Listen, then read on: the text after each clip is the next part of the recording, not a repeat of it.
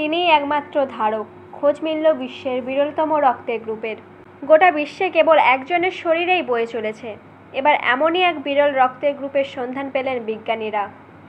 Caribbean দ্বীপ গুয়াদেলুপুরের বাসিন্দা এক ফরাসি মহিলার শরীরে মিলেছে ওই নতুন রক্তের গ্রুপ, যার নাম গোয়াদা নেগেটিভ। ফ্রান্সের রক্ত সরবরাহকারী সংস্থা এমনটাই দাবি করেছে। এটাই নাকি বিশ্বের নতুন রক্তের গ্রুপ। ফরাসি ব্লাড এস্টাবলিশমেন্ট জানিয়েছে, 15 বছর আগে ওই মহিলার অস্ত্রোপচারের আগে রুটিন পরীক্ষার সময় তার শরীরে অজানা এক রক্তের গ্রুপের সন্ধান মিলেছিল। তা নিয়ে বিস্তর পরীক্ষা নিরীক্ষা হয়েছে। অবশেষে বিজ্ঞানীরা জানালেন, গোয়াদা নেগেটিভই বিশ্বের নতুন রক্তের গ্রুপ।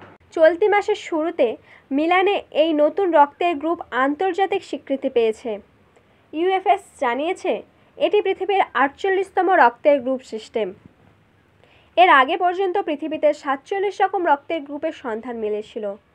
ইউএফএস-এর গবেষক থিয়েরি প্রেয়োরার জানিয়েছেন, 2011 সালে ওই মহিলার রক্ত পরীক্ষার সময়ে তাতে অস্বাভাবিক অ্যান্টিবডি মিলেছিল, কিন্তু তখন গবেষণার মতো পরিকাঠামো ছিল না।